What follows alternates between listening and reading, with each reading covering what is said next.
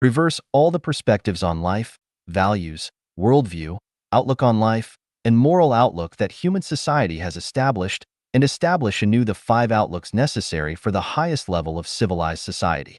Then, you will discover the scenery of just as the weary traveler despairs of finding a road, lo, a village appears, and the shade of willows and riotous flowers beckon. The path has been paved for you, and the future is definitely more beautiful than you imagine. If you find my words reasonable, follow the path I have laid out. If you think I am talking nonsense and misleading you, then continue the path you believe to be correct. 性的神力和魔力, the power and magic of sex. Xiefeng, March 31st, 2021. Edited by Qin Yu. In the Bloodstream Sermon, Patriarch Bodhidharma said, "Nature, same as sex in Chinese, is Buddha. What propels society forward is sex. The universe is a dance of sex. The fulfillment of sex is the fulfillment of life and the fulfillment of the universe. In order for a person to become immortal, achieve enlightenment, and become divine, they must attain the fulfillment of sex." From the principle of Taiji, every life is polarized, either masculine or feminine. Only when the masculine and feminine unite can life become complete. The power of sex is immensely strong. It is impossible to transcend sex. It is self-deception. Sex possesses divine power and demonic power, which humans cannot control. Forcing control over sex will distort it and lead to sexual deviance. When sex is liberated, the world becomes peaceful, people become harmonious, and society becomes balanced and stable. Therefore, sexual freedom is both fundamental and ultimate freedom. Without sexual freedom, there is no personal freedom, no fairness or justice in society, and no possibility for individuals to become immortal, achieve enlightenment, or become divine. Thus, sex should bloom freely like wildflowers in the mountains and flow freely like rivers. Sex is amoral. Therefore, moral standards should not be imposed upon it. The following conclusions are derived from an insightful perspective and moral standards. To determine their correctness, rational analysis and judgment should be employed. Respecting facts, examining them with a scientific spirit and logical abilities, and avoiding emotional reactions is crucial, as becoming emotional renders one unable to reason. The conclusion is as follows. Regarding anyone's sexual life and behavior, no matter how strange, bizarre, even absurd, or how promiscuous, licentious, immoral, or even deviant it may seem, as long as it does not harm others or society, as long as it is not forced and is willingly embraced by those involved, it should be tolerated and should not be condemned or even criminalized. For example, sexual intercourse between humans and animals, between a father and daughter, mother and son, grandparents and grandchildren, son-in-law and mother-in-law, and so on. For example, the fickleness of women and their involvement in multiple sexual relationships, the promiscuity of men and their involvement in multiple sexual relationships, and instances of infidelity within marriages, and so on. The myriad of unconventional sexual activities and patterns should be understood. Human society does not need to astonish or insult these individuals, nor should it hold them hostage to morality. I solemnly declare that I do not endorse the aforementioned sexual behaviors, but I can understand them. Those who have a full stomach have no idea how it feels to be hungry. The wealthy cannot truly experience the hardships and helplessness of the poor. Those with a full stomach cannot set standards for those who are hungry, and the wealthy cannot dictate norms for the poor. This is similar to how lions and tigers cannot establish behavioral guidelines for zebras and gazelles, and wolves cannot set boundaries for sheep. When the powerful drive of sex erupts, the best approach is to satisfy sexual desires. When satisfaction cannot be achieved, people will seek various ways to fulfill their intense sexual cravings. People do not desire to engage in sexual intercourse with animals. However, if conditions for sexual intimacy with humans are not present, they may resort to releasing sexual energy through intercourse with animals. If even that condition is unavailable, individuals may engage in sexual relations with their own daughters, sons, grandsons, granddaughters, uncles, aunts, mothers-in-law, nephews, nieces, and so on. As for infidelity or sexual relationships between masters and disciples, teachers and students, these are already considered quite normal phenomena. In the world of women, Sex workers are a group of extraordinary women because they provide countless men with sexual fusion and satisfaction. They are considered great because they adhere to the principle that the higher the degree of shared experience, the greater the value. Therefore, it can be logically deduced that women who engage in sexual relationships with more men and men who engage in sexual relationships with more women should be affirmed and should not be subjected to condemnation or persecution. Human beings should prioritize reality. Once individuals reach maturity, they enter a stage of sexual needs. Maximizing the acquisition of sexual energy not only leads to happy and fulfilling lives for each person, but also promotes a harmonious and stable society that progresses towards civilization. The prerequisite for human civilization is sexual freedom. Without sexual freedom, human civilization cannot be achieved. Sex is a form of energy and a resource that is inexhaustible. However, when individuals monopolize sexual resources, the resource becomes particularly scarce. Once it becomes scarce, it is inevitable that animal mating and incestuous behavior cannot be eradicated, and the trading of sex cannot be avoided, which leads to troubles, anxieties, pains, and even crimes. Of course, the more sexual partners one has and the higher the frequency, the higher the risk of contracting sexually transmitted diseases, including HIV/AIDS. This negative consequence can be addressed through a program, such as requiring sexual health certificates for sexually mature individuals. This is achievable. However, it is not appropriate to abstain from sexual activities solely because there is a risk of contracting sexually transmitted diseases, just as one does not stop eating because eating can cause various illnesses. Life is like a dream. All space directions are void. We should have full experiences and live our life to the most so that we won't have regrets when we leave the earth. Being satisfied and dying blissfully is better than being consumed by worries and regrets. 一求64智论人类生存模式. One Earth, 64 Systems. On the Mode of Human Survival. Xiefeng. April 13th, 2021. Edited by Qin Yu. Inspired by the concept, One Country, Three Systems of Mr. Li Liangbin, who is from Jinshi Province, let us explore the future mode of human survival. The most ideal life mode for humanity in the future is the Xiefeng-style communism. However, before that, we can implement the One Earth, 64 Systems as a transitional mode. The so-called One Earth, 64 Systems implies that there can exist 64 different life modes on Earth. Let's examine the following scenario.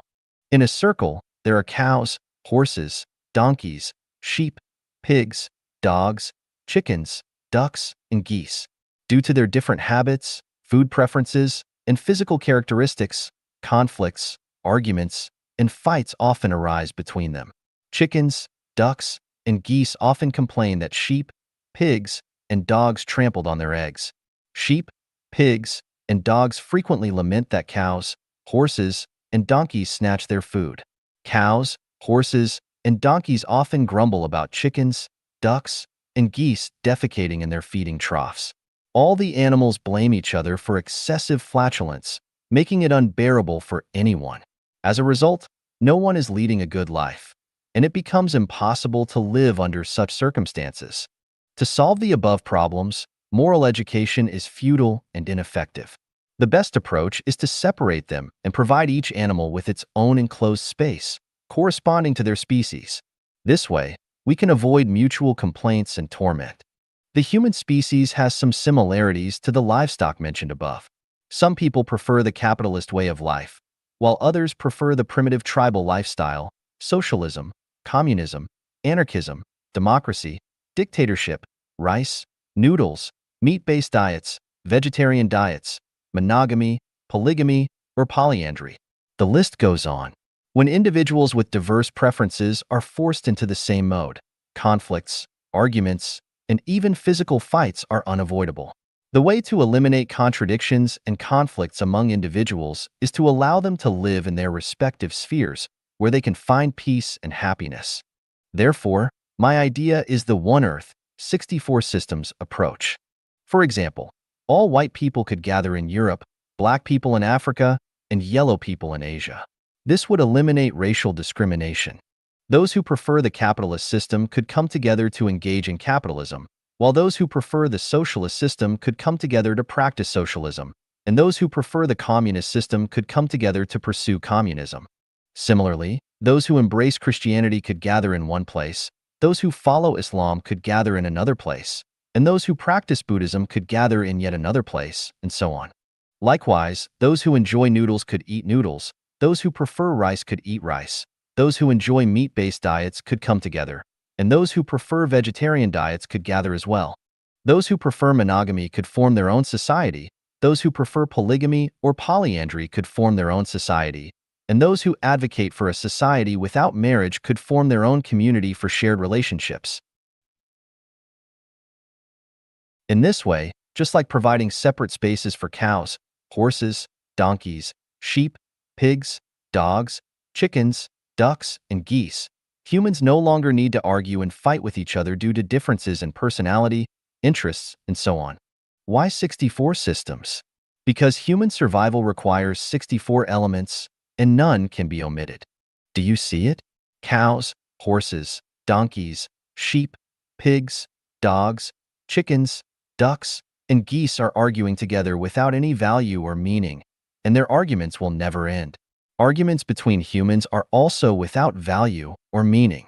The best solution is to live our own lives according to our own preferences. Can the above ideals be realized? Certainly not, because those in power won't allow it. Therefore, this proposal is only meant to bring some amusement to everyone when they have enough to eat and drink and have nothing else to do. 把每件小事做完美，你就是非凡之人. Completing every little thing perfectly makes you extraordinary. Xiefeng. April 23, 2021. Edited by Qin Yu. As someone in their 60s, I have some life insights and experiences to share with young people, which will undoubtedly benefit you greatly. The most valuable insight and experience from my half-century of life is that by completing every little thing you do perfectly, you become an extraordinary individual, and your life path will only grow wider as you continue. What are the small things you should strive for perfection in? The answer is that every small thing you do each day should be worth doing perfectly. Here are some examples. When interacting with others, whether serving or cooperating with them, always make an earnest effort to bring joy and satisfaction to others. This is especially true when dealing with your superiors, elders, or those who excel in their careers. Let them know that you respect them and are willing to serve them. When performing tasks, never have even the slightest hint of complaints or half-heartedness. When collaborating with others, be willing to give more and enjoy less, making the experience comfortable and valuable for the other person. When interacting with your blood relatives, such as parents, children, siblings, and other relatives, or with your spouse, in-laws, and their relatives, do not focus on personal interests. Instead, give your utmost effort to do things well to the best of your ability. Never expect rewards. Simply express your best qualities and make everyone feel secure and comfortable when they are with you. Most young people will work for private employers or become government employees as civil servants. Regardless of the character of your boss or immediate superiors, regardless of your salary and other benefits, and regardless of whether the working environment satisfies you or not, you should strive to perform the tasks you are engaged in to the highest possible level. Never think that you are working for your boss or the country, or that your efforts are not worth it. Either quit and leave, or put your heart and soul into doing the job well. Whether in interpersonal relationships or in your work, always remember that there are one or several pairs of eyes constantly watching you. Even when you are alone, there are eyes watching. This is the secret I discovered after becoming a guide in Life Genuine. Moreover, be aware that the people watching you are not those of lower or equal level to you. They are always more advanced and outstanding than you. They are the ones who determine whether your future will be smooth. If you fail to do small things well, your path will become narrower as you go. But if you excel in every little thing, your path will widen as you move forward. Every word spoken and every action taken by a person is recorded in the detention information space. Even if tens of thousands of years pass or the Earth disappears, everything recorded in the detention information space will not disappear. Once a word is uttered or an action is taken, it is impossible to change it. Nowadays, the online world and platforms like WeChat provide a vast space for us to showcase our talents. However, we must be vigilant because every word we speak in the online world or in WeChat groups, etc., will influence our future. Every word and every action pave the way for our future. Speaking perfectly and doing every little thing perfectly paves the way to heaven, while speaking and acting in an ugly way paves the way to hell. As I said before, what information you input into the world determines what results the world will give you. Therefore, be cautious with every word you speak and put your heart and soul into completing every little thing perfectly. Every word we speak and every action we take fully reflects our inner world and life qualities. It is important to be aware that sometimes a single word we speak or a small thing we do can change the trajectory of someone's life. All the words we say and the things we do collectively shape the trajectory of our lives. Extraordinary lives are those who complete every little thing perfectly.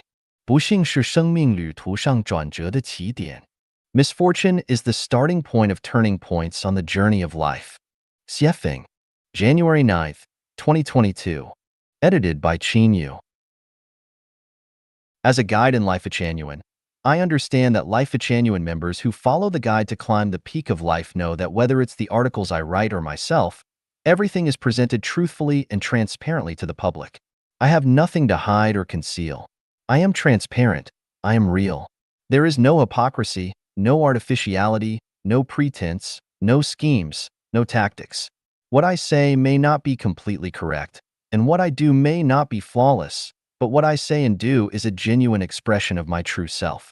I speak out about the insights, experiences, and viewpoints I have gained on my journey of life, hoping that they may have some value as references. I experienced the years of hunger in 1958 and 1960 and almost starved to death. That was misfortune.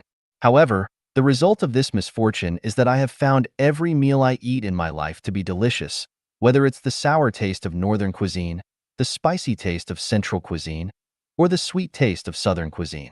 Whether it's Chinese, Western, or African cuisine, they are all enjoyable. This is because I have a belief in my heart that simply having enough food to fill our stomachs in life is happiness.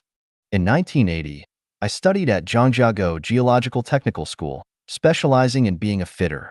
During one semester, I was assigned to the automotive repair workshop to learn car mechanics. The master had 2 apprentices, and one day the master asked his 2 apprentices to let me practice driving by taking the car to the school playground. The older apprentice explained to me how to operate the car and then got out of the car.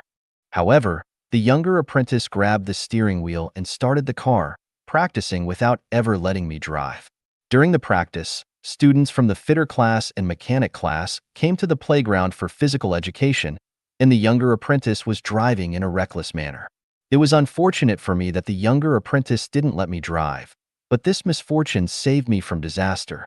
Every time I think of that scene sitting in the driver's seat on the school playground, watching the younger apprentice nervously practicing driving, I am grateful that fate didn't let me drive that day.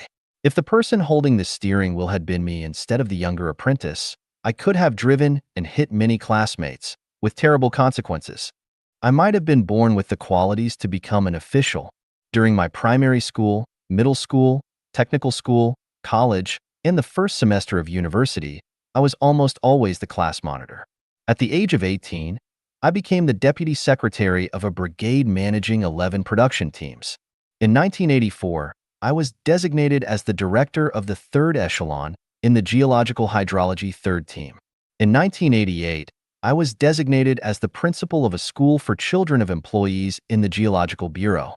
In 1992, I was designated as the director of a prospecting machinery factory. Unfortunately, I messed up all these positions because I didn't take those official positions seriously. Looking back today, this misfortune was actually a great blessing. If I had become an official at the time, according to what my wife said in 1993, I would have already been the governor of Gansu province. If that were the case, there would be a 90% chance that I would have become a corrupt official and could have ended up in prison. Even if I didn't end up in prison, my name would certainly be infamous throughout history. In 1994, while I was abroad, the official's vehicle broke down. I was asked to drive it to Blavoy, more than 200 kilometers away, for repairs. As I was the translator, no one else could handle it. The owner of the repair shop was a white person who said it would take 3 days to fix the car. So I handed the car over to the repair shop and returned to the base. However, that evening, I was subjected to the official's insults. He wanted me to fix the car and bring it back the same day. Faced with such irrational treatment from my superior, I quit on the spot. This unfortunate event led me to leave the system I had finally entered. Later, I started my own business and embarked on the path of self-reliance. Thanks to the irrational insults from the official, I finally found my path to freedom. At a time when there were very few private cars in China, I already had a sedan and a van, and I was living in a spacious villa with a front and backyard and a swimming pool. I employed 2 people to maintain the garden and clean and wash clothes for me. Over 20 years ago, I had a car accident, an unfortunate event. However, it was that car accident that became a major turning point on my journey of life, completely changing the trajectory of my life and leading me onto the way of the greatest creator, finding the way to heaven. In China, due to the establishment of Life Genuine and the second home, I faced suppression from the government. Over 10 communities were destroyed. This was misfortune. But precisely because of these misfortunes, I was pushed to Canada.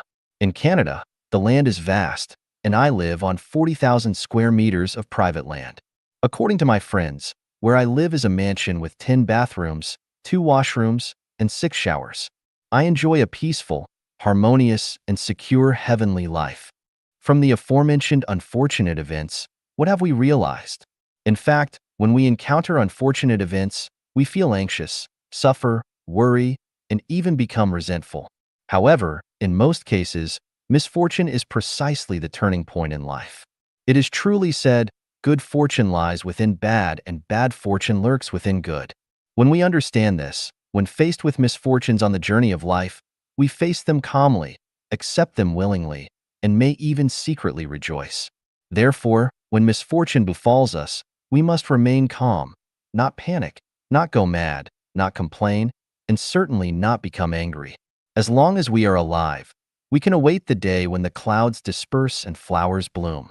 The members of Life Genuine all know that when I lost sight in one of my eyes, everyone worried about me. But I smiled and declared, haha, from now on, I can see everything clearly with just one eye. Since the day I began losing my eyesight until today, I haven't really cared about the loss of one eye. Who knows whether it is a good thing or a bad thing? When the Chinese government released a video message calling the second home created by Life Genuine an evil community, I laughed and felt delighted all day long. How marvelous! Darkness curses the light, and the light becomes even brighter. Calling me Xiefeng, evil only serves to prove that it is a case of thieves crying, "Catch the thief." As a result, the status, value, and significance of Life Genuine in history will shine even more brilliantly, and future generations will have profound respect when they hear about Life Genuine. When numerous unfortunate events occur on the journey of life, congratulations! The gates of heaven have already opened for you. Misfortune is the starting point of turning points on the journey of life. Please cherish misfortune. 仇富必将贫穷. Hating the wealthy will lead to poverty. Xiefeng, January 12, 2022. Edited by Qin Yu. Philosophy tells us that the principle of unity of opposites is universal in the universe. For everything, there exists something that is its opposite. If there is an up, there must be a down. If there is beauty, there must be ugliness. If there is wealth, there must be poverty, and so on. This existence of opposites is not only reflected in the external world, but also within ourselves. It means that within the same person, there can also be opposing aspects. For example, if you dislike wearing clothes, then you can only be naked. If you dislike the truth, you can only live in falsehood. If you dislike men, you can only become a woman. Therefore, if you hate the wealthy, you will inevitably head towards poverty. From this, we discover a pattern. Things tend to move towards their despised opposite. Based on this pattern, we can draw the following conclusions. If you hate heaven, you will move towards its opposite, hell. If you hate hell, you will move towards its opposite, heaven. If you despise landlords, capitalists, and the wealthy, then you will move towards being a poor farmer, a wage laborer, or a beggar. If you despise violence, you will move towards peace. Likewise, if you despise peace, you will move towards violence. If a country eliminates all the rich people, that country will inevitably move towards poverty. If a country despises civilization, it will move towards ignorance and backwardness. If all members of a nation respect, admire, and protect the wealthy, that nation will move towards prosperity and strength. On the contrary, if everyone discriminates against, insults, and suppresses the wealthy, that nation will move towards poverty, backwardness, and weakness. Likewise, if a nation, a country, despises nations and countries that are wealthier and more civilized than itself, that nation and country will inevitably move towards poverty, isolation, backwardness, ignorance, and barbarism. From this, we can draw another conclusion. You will move towards what you like. If you like cleanliness and tidiness, you will get rid of filth and messiness. If you like wealth, you will overcome poverty. If you like saints, you will transcend being a laity or mortal. If you like freedom, you will break free from the shackles of slavery. If you like heaven, you will escape the engulfment of hell. Our reality is created by our consciousness. A consciousness of poverty can only create a reality of poverty, and only a consciousness of wealth can create a life of abundance. Just look at Israel and Japan, and then look at Zimbabwe and Venezuela. The logic is evident. Do you want to live in heaven? If so, you must first have the consciousness of heaven. How can you have the consciousness of heaven? Take a look at my descriptions of the 1,000-year world, 10,000-year world, and the Elysium Celestial Islands continent. With those descriptions, you can have the consciousness of heaven. If you don't believe in my description of heaven, then look at the production and living scenes in the real second home on earth. They can also nurture the consciousness of heaven. Without the consciousness of heaven, no matter how much you practice or strive, you will never reach heaven. In conclusion, hating the wealthy will lead to poverty. Consciousness determines one's present situation and future. 如何走出痛苦? How to break free from suffering. Xiefeng, January 15th, 2022. Edited by Qin Yu. Feeling uncomfortable, depressed, troubled, anxious, worried, fearful, disappointed, and hopeless are forms of suffering. Suffering originates from three aspects: physical, mental, and spiritual. Physical pain can be endured and healed, and spiritual pain can be eliminated by establishing faith in the greatest creator. However, suffering arising from the mind is difficult to overcome and dissolve. Mental suffering stems from a lack of freedom, whether it be physical, mental, financial, or in one's actions. Any form of restriction on freedom can lead to mental anguish. Therefore, the core root of mental suffering lies in the inability to experience freedom. To break free from mental suffering, the first step is to identify the root causes that lead to such suffering and eliminate them, thereby allowing mental suffering to disappear. How can we find these causes? Start from the closest and move towards the farthest. Because the closer something is, the more likely it is to cause suffering, while the farther away it is, the easier it is to bear the resulting pain. Starting from the closest, the people who have a close relationship with oneself are likely to be the source of mental suffering. Spouse, parents, children, siblings, relatives, neighbors, colleagues, friends, superiors, subordinates, teachers, masters, partners, fellow practitioners, etc. Moving towards the farthest, factors that cause mental suffering mainly come from thieves, bullies, hooligans, gangs, families, tribes, extremist groups and organizations, nations, states, governments, political parties, and religions, etc. For example, restrictions on physical freedom mainly come from marital relationships, restrictions on mental freedom mainly come from political parties and religions, restrictions on financial freedom mainly come from relatives and market monopolies, and restrictions on freedom of movement mainly come from the machinery of the state. When faced with suffering, moral education and preaching from sages and religious doctrines hardly have any effect. Spiritual practices and inspirational quotes may temporarily numb the pain. So-called spiritual cultivation and chicken soup for the soul are merely scratching the surface, and the fundamental solution lies in rebuilding the order of human production and life. The measures and pathways to completely eliminate individual and human suffering are as follows. Eliminate marriage and dissolve families. Political parties should not be involved in government management. Religion should not participate in government affairs. Open borders among countries and allow people to freely move and migrate. Promote the production and life mode of the second home of Life Genuine. All global citizens move towards the era of Life Genuine. I have prepared the path for the happiness of all humanity, from theory to practice. The future form of human society will neither be a legalistic form like the United States nor a rule by man like China. Instead, it will be a holographic way guided by saints and managed by sages. At that time, the state of society will be, the talented will be put to good use and the whole world will be one family. No one will pocket anything found on the ground and doors are not bolted at night.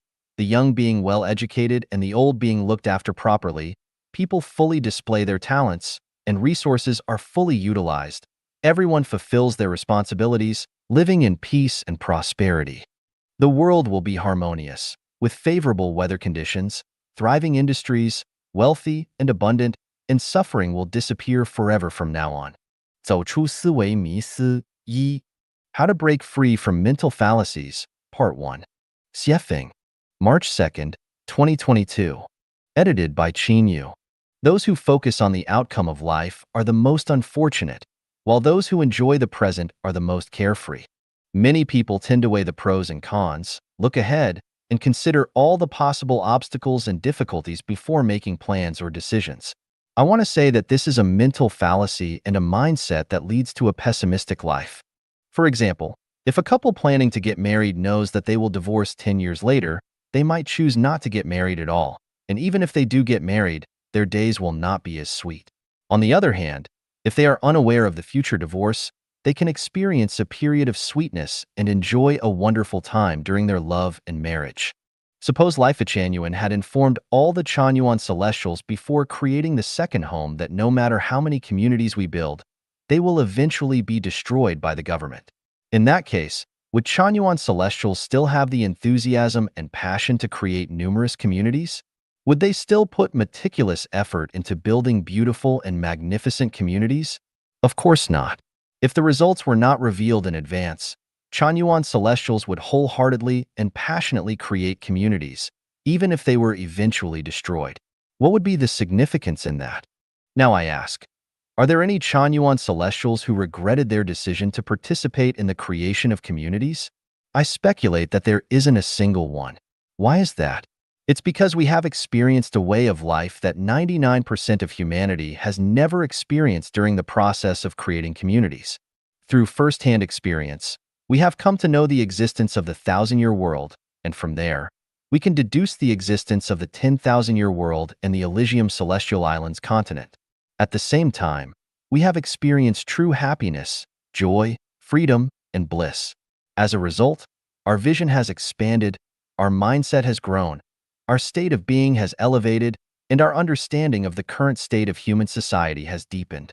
Most importantly, our consciousness has transformed from human consciousness to celestial consciousness. This is a leap in life, a transformation, and an adventure on the glorious journey of life.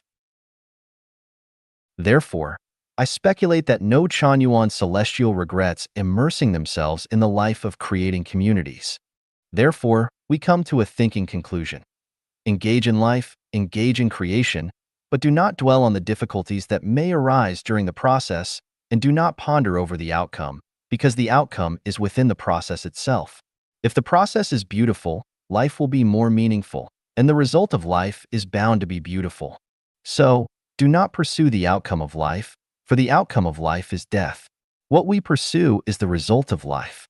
When life is elevated, no matter how the process of life unfolds, it will be meaningful and valuable. Even if the government repeatedly destroys the communities we have built, we have already obtained what we were meant to obtain and will never regret it. Look at the historical figures. The outcomes of their lives are almost always unfortunate. Knowing that life can be unfortunate, yet people in the present still passionately strive, struggle, worry, suffer, laugh, and cry. This grand drama of life on the stage continues to play out without any novelty. Those who understand this truth live extraordinary, romantic, carefree lives.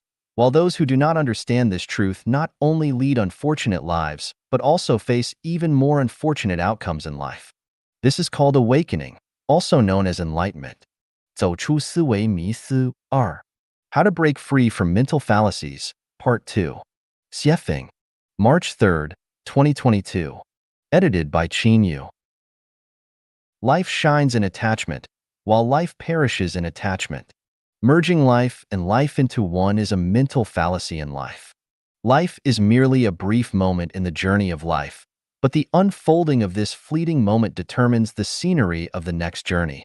Due to the lack of understanding about the mysteries of life and time, people mistakenly take life as the entirety and ultimate meaning of life.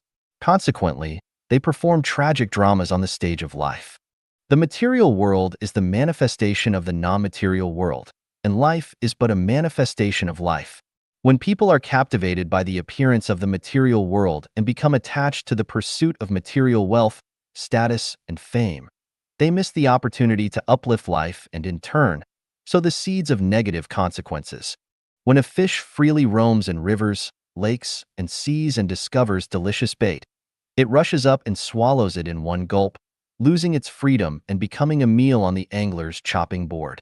Similarly, when people relentlessly strive for material wealth, power, status, and honor, and eventually satisfy their desires, they are like fish that have swallowed the bait without realizing it, indulging in self-satisfaction. However, they have already become the meat on the devil's chopping board. Not to mention historical and foreign figures, let's take a look at the individuals in modern and contemporary China who have gained fame in the fields of wealth, power, and honor. Aren't they all fish that have swallowed the bait? Now, look at ordinary people. How many of them have been or are still madly devouring the bait like fish? To make one's life brilliant, one must be attached. Attached to making money, gaining power, achieving status, acquiring fame. One can also be attached to one's marriage and family, nation and country, political parties and religions, ideologies, truths, and ideals. As long as there is attachment, life can move towards brilliance. However, when one is attached to something or a certain belief, the flower of life withers, heading towards exhaustion and decline. Consider a couple deeply in love. When they cannot bear to be apart, feeling like the world would collapse without each other, and believing that life has no meaning without their partner. He wants only to marry her, and she wants only to marry him. This is called attachment.